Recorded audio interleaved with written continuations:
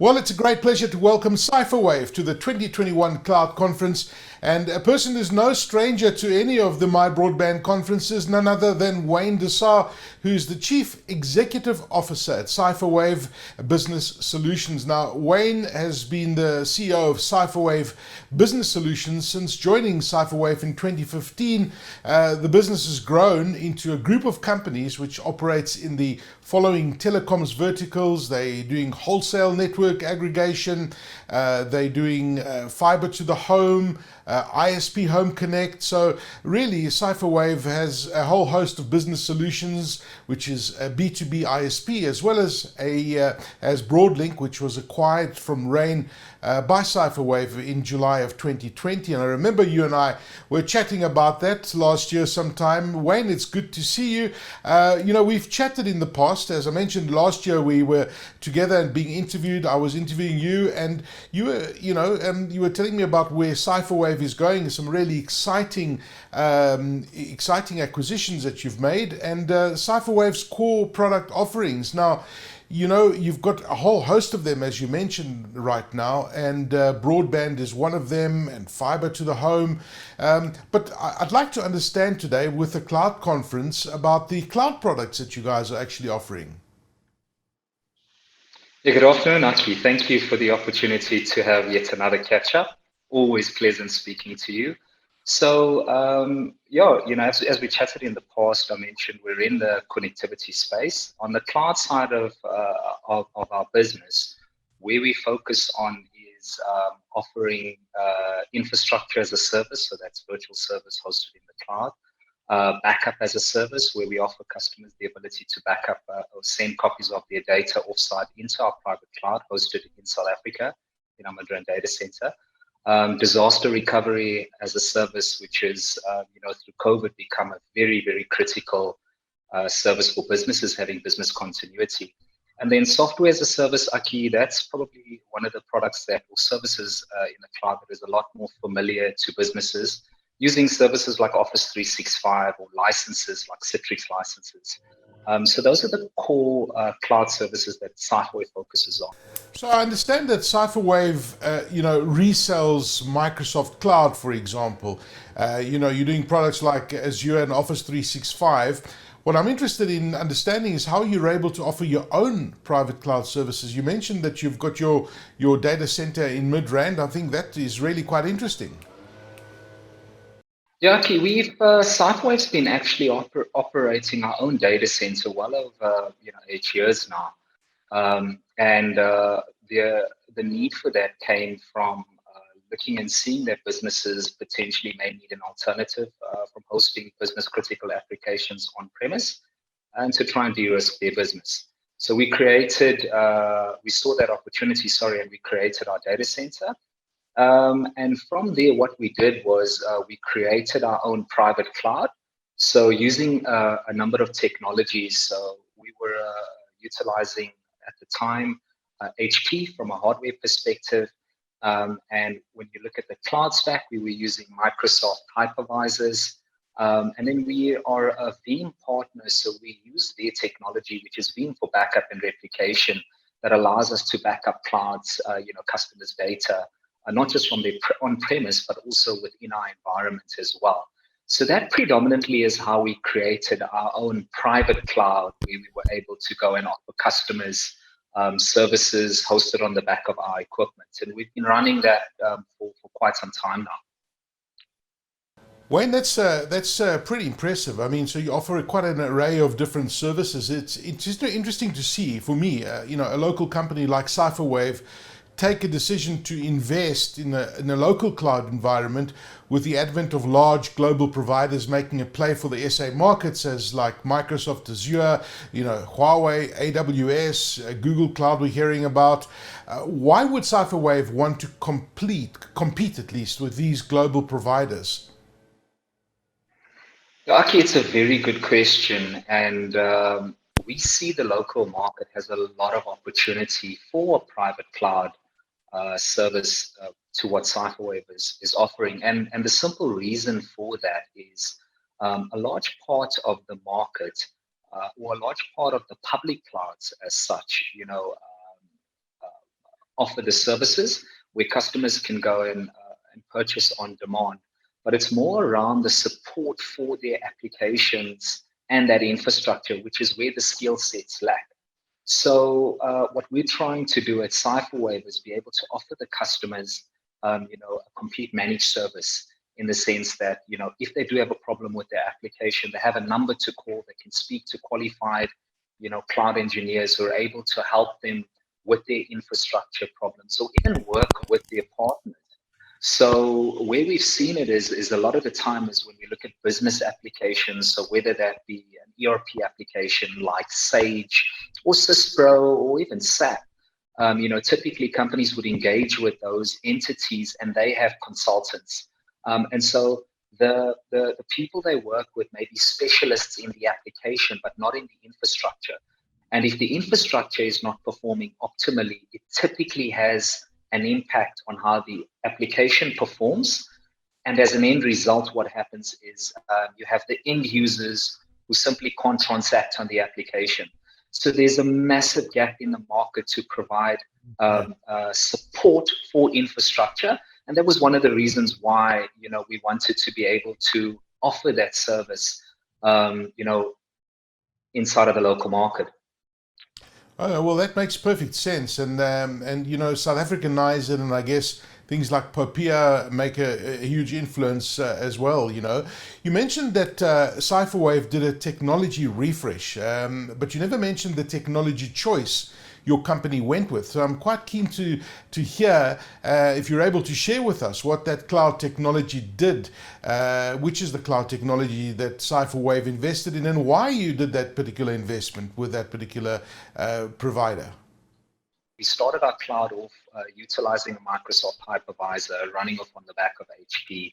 And what we then decided to do is, in order to stay relevant, we felt the need to reinvest in our cloud infrastructure, and we went out and looked in the market to see which providers were available and what was happening, in the space. And so that became quite a lengthy process to try and understand who the leaders currently are. It sounds strange me saying we're looking for the leaders and we're in the market space, but the cloud space has grown dramatically, over the last few years.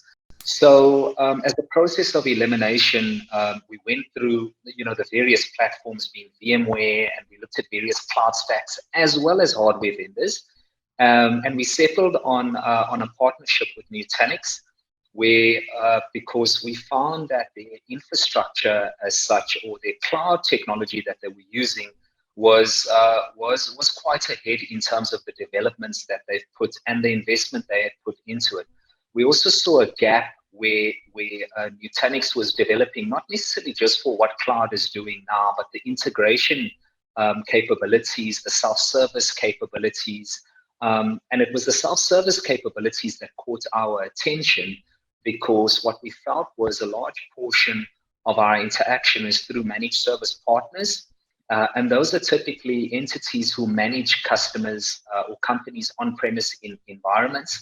And we saw, that there's a big benefit if we aligned to a technology like Nutanix to be able to give our partners the ability to manage their customers' environments. So through the process of elimination, we kind of settled on Nutanix. The partnership we have with them, involves us using their entire hardware stack, or their recommended hardware stack, as well as their software, which sits on top of that.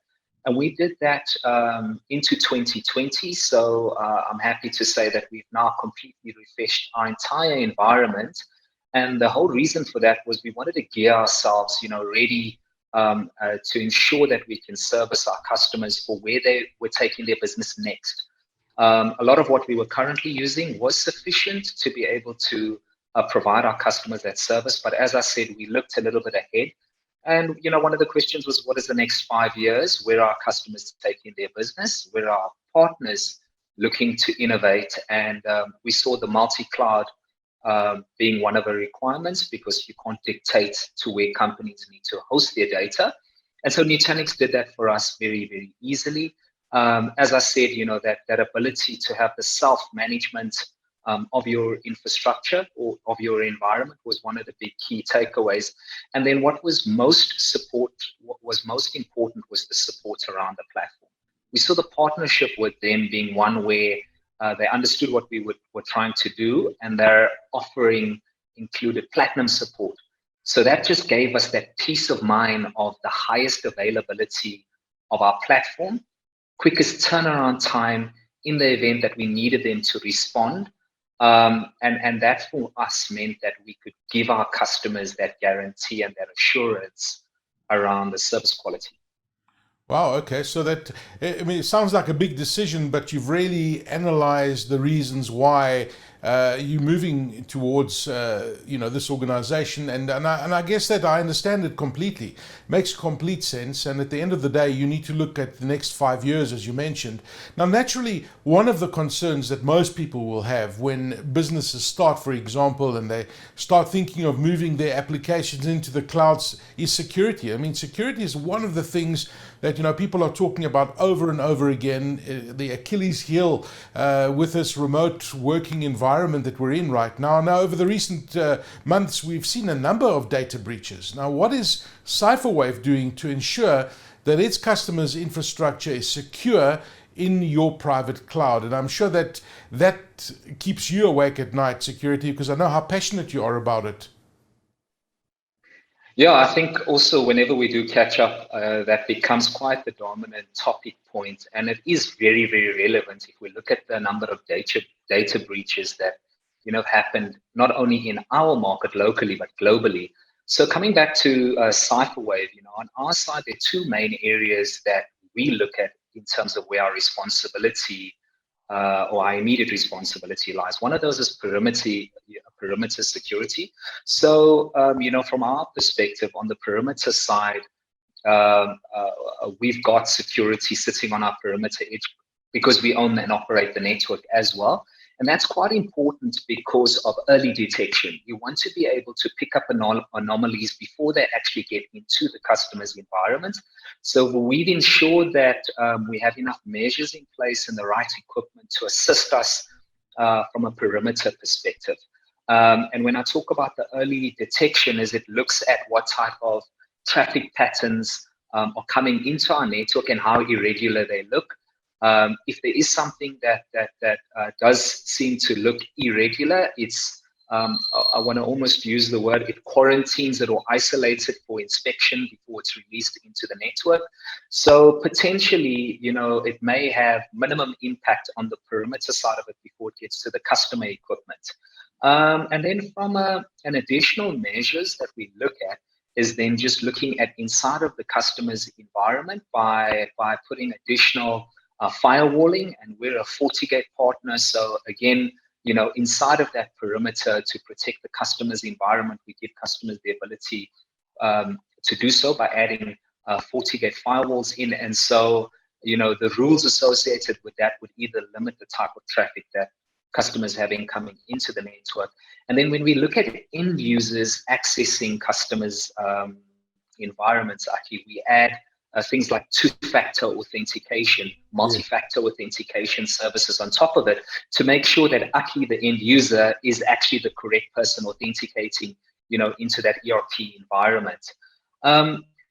So on the system side of it is, usually what we do is we then ask customers to define rule sets around what they want to allow within their applications to access the open internet or to access third-party applications. But, whilst us as providers, and even from a technology perspective, there's a plethora of security products out there. I think where we can do more is around user education. And that's actually something that we want to focus on doing a little bit more by making our customers aware that educating your end users around the potential threats out there. And, they sound simple enough in terms of password sharing, the complexity of passwords, as well as protecting end user devices. Because a typical, a security breach doesn't necessarily happen where your application is. Most often the weakness comes from an endpoint perspective where once you're in on the endpoint, it's easier to kind of utilize or exploit that vulnerability to get closer, to where the real IP is.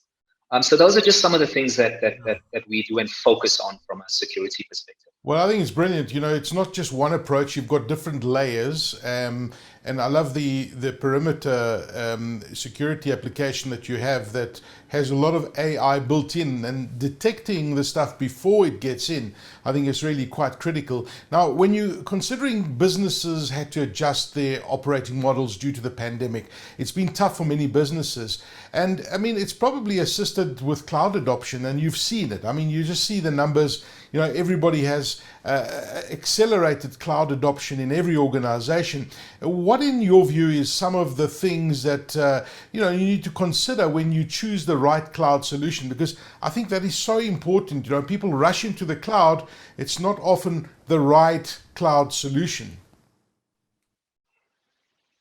Yeah, Aki, I mean, that is the golden question. I think, especially considering how much more comfortable we're becoming as consumers of cloud services. I can only speak from my own personal experience, where I gave you the scenario. We did the technology refreshing for us. Fundamentally, when we were sitting down and evaluating the choice of partner we would go with, a couple of key things that for us was important was looking at, does the solution provider, in terms of the solution they're putting forward, does it meet the current business needs? And potentially, we do need to look a little bit further than what we need today. So how does it meet potentially a future business need? And that could be a very costly mistake, which I think a lot of companies make. They only look at what they require right now. They don't look at where the provider is innovating towards. So for us, it's looking at meeting current needs and then potentially just a little bit more further looking or further reaching in terms of what they can offer. The second thing is around support. Fundamentally, for me, if I'm going to put my business critical data, into somebody else's environment, I want to understand, how their support systems work, and if it can actually align to supporting our business and most importantly, our end users. Fundamentally, a business is run by people. And I want to understand the flexibilities and what that operating model is like. And then the last thing is around how knowledgeable they are. A lot of providers are very knowledgeable around the technology, but they sometimes lack the understanding of how a manufacturing organization operates. And if the system is down, what impact it has on the ability for a part to leave production line to the front shelf to being sold off to a customer.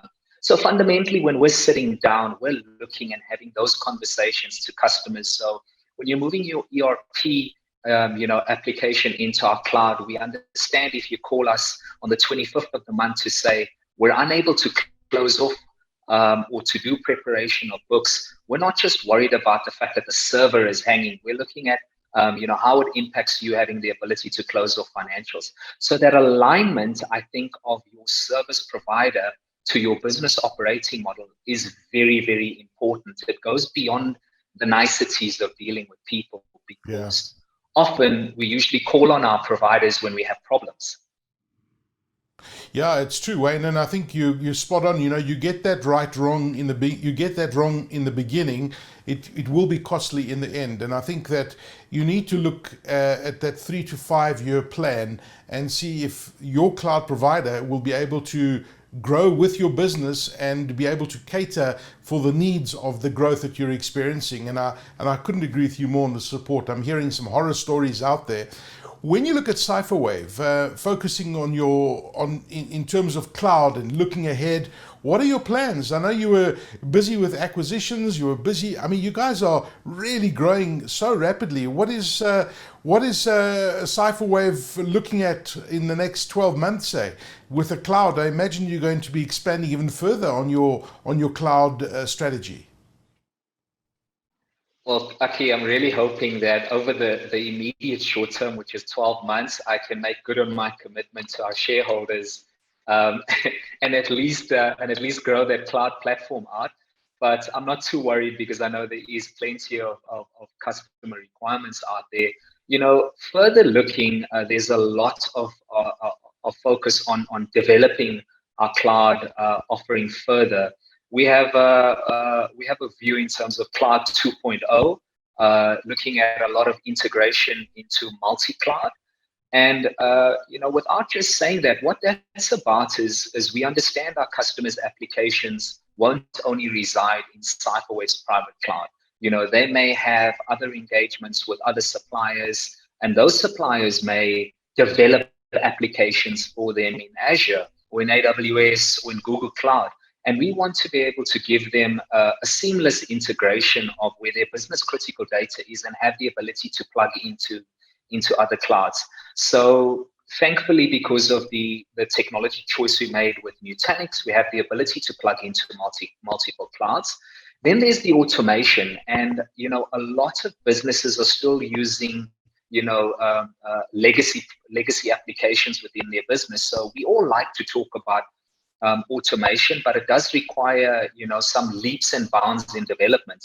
So we want to be able to see how we can help customers in the automation of their clouds, connecting directly into our cloud or into any other cloud, as well as automating their interaction with our clouds. Okay. So we want to make it very, very seamless for them. And we want to make sure that whilst they're working on our cloud, they have the ability to do more without the human interaction. And then the other component that we're looking at is, South Africa has a massive managed service environment, managed service partner environment. And there are a number of really, really awesome managed IT partners out there who look after, critical business application for companies. They are not traditionally going to invest in their own clouds, and they look to partner, with organizations like ourselves to help their customers. We have quite a number of those. We have currently today over 100 managed service partners in our business that we partner with. And our view is to look at how we can make their interaction and their transition for their customers a lot more seamless. And then, the last portion of it, is looking at the, AI. There is a lot of exciting things happening within the AI space. Some of it that is immediately within our clasp and reach in terms of what we can do. So again, there we're looking at partnering with AI companies to be able to bring their applications closer to our business's infrastructure. Because at the end of the day, what we want to do is make that experience a lot better. So to kind of summarize it, Aki, what we wanted to do is we felt that let's create an infrastructure environment for customers to give them the option of having a local provider that they can move their data to. It gives them the sense of comfort for support. If there is a concern around POPIA and data sovereignty, we have the ability to put their mind at ease. Then when we look at a technology platform that we've chosen to, the scalability can give them the sense of ease that, from a future perspective, there is that ability to scale. Not to mention the fact that price is the question on everybody's mind, especially when we're in the economy we're in. So dealing with a local provider naturally helps keep the price fluctuation flat in terms of that discussion. And then, from a long-term perspective, as businesses scale out, depending on where they're going, we have the ability to connect and touch, and most importantly, help them. And that's really what we're wanting to do. Amidst, I know it looks like we're doing a lot of things within the telecoms and ISP space, but cloud is one of those pillars in our business we're very, very focused on.